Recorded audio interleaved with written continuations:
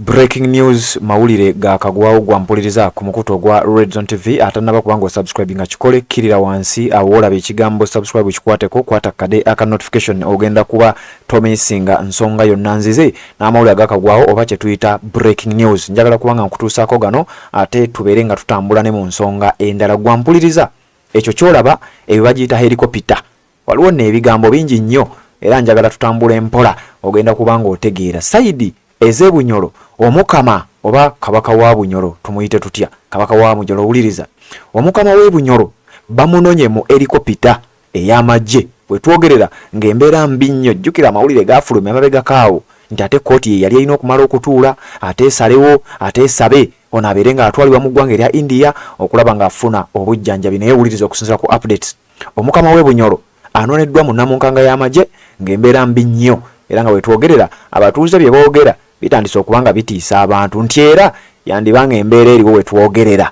eyinza okuba sejja kukyogera wano saagala kuleeta miwunyo naye ng'embeera eriwo yandibanga yabunkenke bulala ng'oba oli awo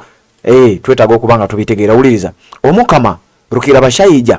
agutamba Solomon gafa busaiguru ow'olubereberye omusajja yazaalibwa nga omwaka gwa 1948 nga wetwogerera alina emyaka 76 nga ye Kabaka oba Omukama owa Bunyoro ow'omulundi ogwa 27 kubanga abadde Kabaka oba abadde Omukama wa Bunyoro okuviira ddala mu mwaka gwa 1994 paka olunaku olwaleero wuliriza Kabaka ono kigambibwa nti abadde ayina embeera y'obulamu bwe bambi nga tetambula bulungi nnyo ng'era oyinza okuba ng'obisuubira emabega kaawo amawulire gafuluma era bw'obanga obadde otambula naffe twaga kuwa ng'amawulire batugamba court orders airlifting of Bunyoro King for specialized treatment nti kooti eragidde Omukama wa Bunyoro abeere nga atwalibwa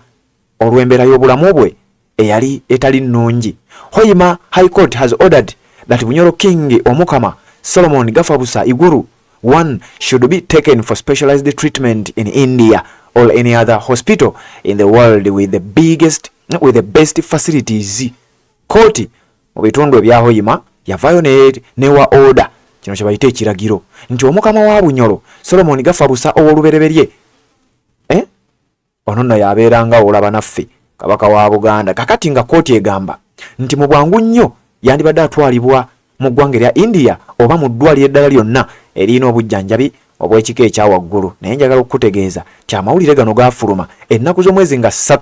omwezi ogw'ekkumi omwaka 2024 lwali lwakuna gwatambula naffe nkakasa obitegeera bulungi nnyo wuliriza Hoima High Court Judge Jesse Byaruhanga's ruling followed an application from 10 years ago by Prince Apollo Kisoro, the former Bunyoro Kingdom Tourism Minister and a personal assistant to the monarch. Sajana alwalidde ebbanga bino simanyi oba tugenda bireportinga tutya. Kisoro also outlined that he had mobilized enough financial resources to take care of the king's treatment, travel and attendance abroad. Thus, the Omukama would not be stuck anywhere. Nti ono yategeeza tumaze n'okunganya ssente ezimala n'obuyambi obumala okulaba nga tutwala Mukama waffe amanyiddwa nga Omukama Rukira Bashayija atugamba Solomon Gafabusa Iguru the first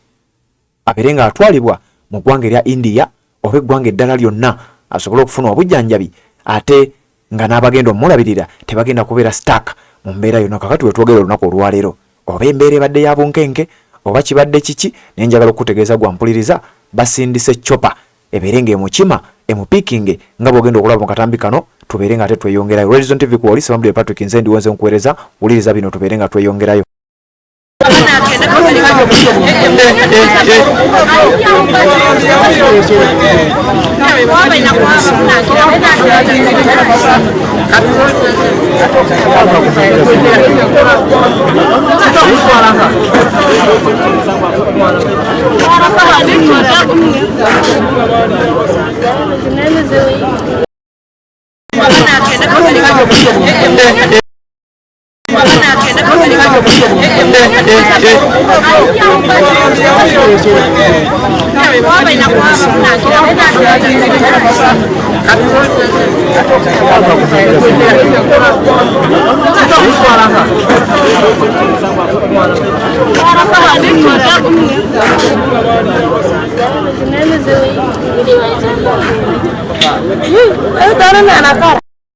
Yes, tukyagenda maaso n'okubanga tukutuusaako embeera nga bwefaanana gwampuliriza ku mukutu ogwa Red Zone TV. bw'oba tonaba kubanga osubscribe nga kikole kirira wansi awo olaba ekigambo subscribe kikwateko, kwata kade aka notification kakuyambako okubeera nga ate tomissinga nsonga yonna ne tuba nga tutambula ffenna mu mbeera yonna ey'okutuusaako updates amawulire ge weetaaga okubanga omanya. So kakati gwe atana subscribe nga kikole ate ojja kuba otambulira wamu naffe mu mbeera yonna ey'okubanga tukutuusaako bino. Genda mu comment section mbuulira ensonga eno ogiraba otya, kubanga twagala nnyo endowooza yo okulaba nga ate tutambula ffenna mu nsonga nga zino. Atamanyi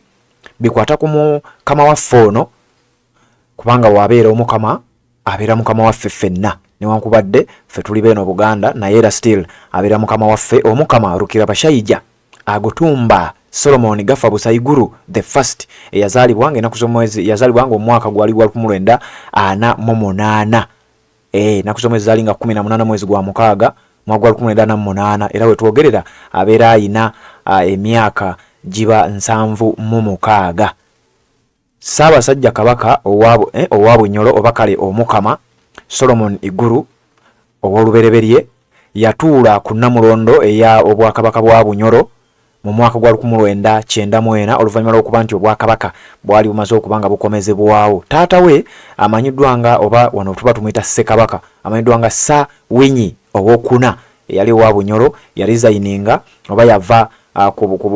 bukulembeze obwo gwali mwaka gwa 1967 mu bijjukiro ebyaliwo, era yatuula ku Namulondo wakati wa 1927 paka 1967. Njagala kugezaako kusiigira kifaananyi ekya mukama waffe ono bambi atali mu mbeera nnungi, era nga wetwogerera helikopita oba chopa etwaliddwa okubeera nga bamukima bamudduse balabe nga obulamu bwe butaasibwa wakiri, era ng'essaawa yonna tusuubira nti ayinza okuba nga agenda kutwalibwa mu ggwanga erya India oba eggwanga eddala lyonna eriyina obujjanjabi obw'ekika ekya waggulu. Mu mwaka gwa 1967 gavumenti ya Uganda ng'ekulemberwa Milton Obote yagoba obwakabaka, era bano bonna mwe bagendera ne taata oba kitaawe woono amanyiddwa nga Omukama eyali Omukama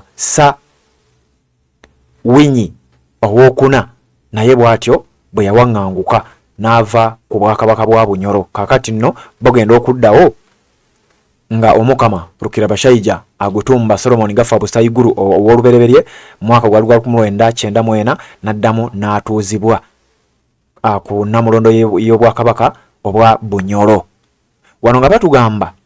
nti yazaalibwa ng'ennaku z'omwezi 18 gwa mukaaga 1948 myaka 76 gy'ayina, era ennyumba gye bavaamu bagiyita Babiito Dynasty oba ng'obijjukira ebintu ebyo. Winyi owokuna ye yali kitaawe, wabula mami we yali Gertrude Kamweru Gafa Busa Atenyi yali maama we, era nga mukyala we ye bamuyita Omuggo Margaret Karunga. Wetwogerera ng'embeera bwetyo bweri bambi gwe wenna ampuliriza ku mukutu ogwa Red Zone TV, genda obeere nga ate oteekayo ssaala yo era oweereze Ssaabasajja Kabaka wa Bunyoro wadde bamuyita Omukama naye ffe kakale nze nkozese ekyo, obeere nga bambi omusindikira essaala abeere nga atereera kubanga embeera si nnungi nnyo. Kigambibwa nti bamututte bunkenke bwennyini era nga bino bitiisa. Gwampuliriza ku mukutu ogwa Red Zone TV, tuwuliziganye mu updates eziddako byonna ebinaavaayo ogenda kubanga ate obijja wano. Assalamu alaikum wa rahmatullahi wa barakatuh. Amanya n'eddoboozi Aji Abudu omusomi w'eddwa. Nkola ku nsonga ez'enjawulo, emirimu nga gikutataganyeko, ebyenfuna byo nga bidobonkanye, ne oba oli bweru wa ggwanga emirimu gya kucankalanako. Jangu kusomere ku ddwa okubeda nedda eddwa zaabaawo, eddwa zisomebwa omuntu n'oterezebwa mu mbeera yonna ebadde ekwesibyeko akanyaaga. Nina ekyoto kye nsobola okukumira wadde oli bweru wa ggwanga nga toli kumpi wano n'ofuna omukisa ogwo nawe n'osomerwako ku ddwa nga nkuteddeko n'akabaani. Allah ajja kukusaasira, ajja kwanukula. Kuba ku namba yange y'essimu 0752 44 71 56 ne ku WhatsApp kwendi mpereza obubaka sobole okuyamba. Assalamu alaikum wa rahmatullahi wa barakatuh.